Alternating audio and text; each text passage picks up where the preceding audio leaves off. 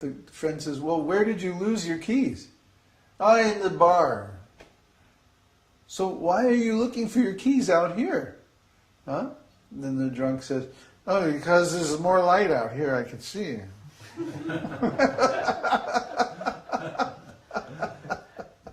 See?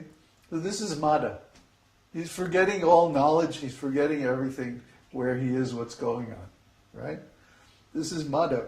But in spiritual life, Mada, this happens because of excessive delight. Huh? One feels so much happiness. You know, the human soul is limited. We can only feel so much of anything at one time. Our capacity is limited. So when we feel so much happiness that it crowds out everything else, this is called Mada. The symptom is Mada. We feel so much happiness when we're in love with Krishna and we're performing devotional service intensely, that everything else is crowded out of our intelligence and mind. There's no room for anything else. It's filled with happiness to overflowing. It's like Prabhupada used to describe, if you take a cup of coffee and you begin pouring milk, and you pour until it overflows, and then you pour more and more and more and more and more and more. Soon the cup of coffee is filled with nothing but milk. All the coffee is spilled out. So it's like that. We have all these different thoughts in our minds. But when love of Krishna becomes so overpowering that it fills us with so much happiness, then we can't be conscious of anything but the happiness. We're filled with happiness. And then everything else is spilled out, and there's nothing left in our minds, in our heart, but pure happiness. That's Mada. So actually we could talk about each one of these bhavas for a whole satsang. We can have satsangs for eternity, just talking about all these wonderful things about Krishna's service. So, but I guess we should stop here. And get the offering ready. Kanai is going to make an offering of prasadam that was cooked for our feast today. The plate is ready and everything? Mm-hmm. Oh, great. Very nice. So Uruva, follow him with the camera, okay? The main camera as well? The main camera.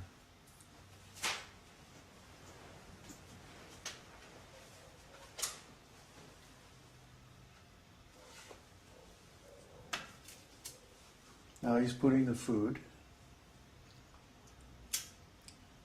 and lighting some incense.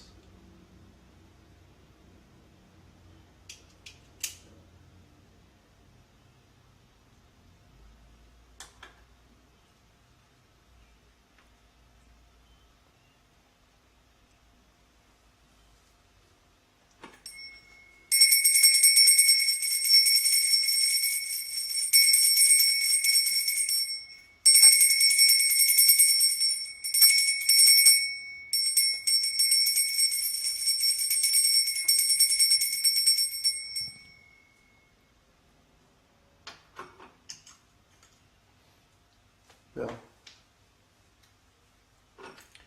Ring the bell while you say the prayers. Just bow down. Hold the bell. Mm-hmm. Yeah.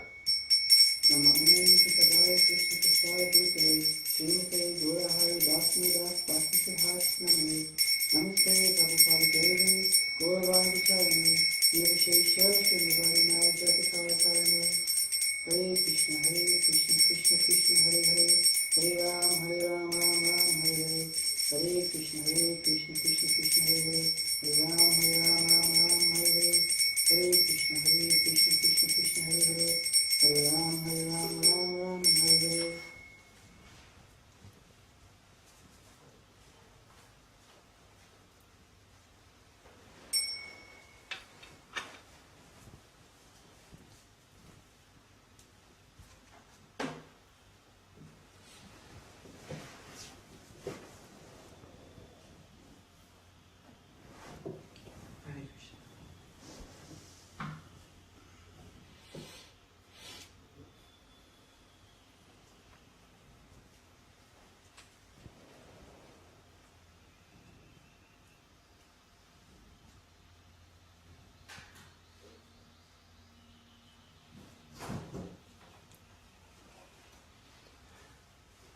So that's our offering. It's very simple. You don't have to, well, you can make it a lot more complicated if you want. But really the main thing is that the food is offered to Krishna with love and devotion. That becomes prasadam. So are there any questions? Oh yeah, there's a whole discussion. Oh boy. Great. Let me just set up the camera. Okay.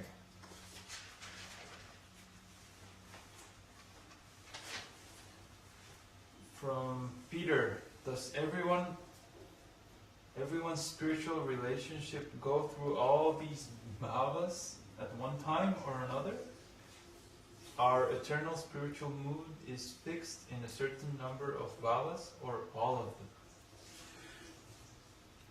There's the sthāyi-bhavas, the 5 permanent emotions. Neutrality, servitorship, friendship, parenthood, and conjugal love. Those are always there. Then, as we move through different relationships and different pastimes with Krishna, we experience various other bhavas as temporary flavors or colorings of that emotion. Like I said a little bit ago, the sthāyi-bhavas are named because when we move toward our permanent bhavas, our sthāyi-bhava, then we experience these different symptoms. And I suppose every devotee experiences all these emotions at some time or other. I know I have. Okay. Next one.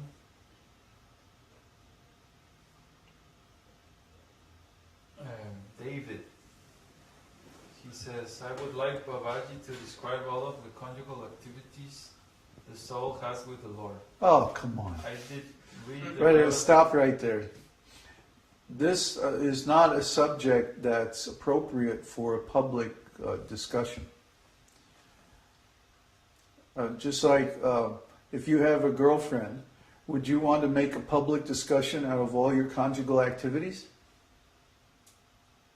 I don't think so. So we talk about conjugal love with the Lord, but we don't describe it directly. There are certain passages in the scriptures where the conjugal pastimes are described a little bit.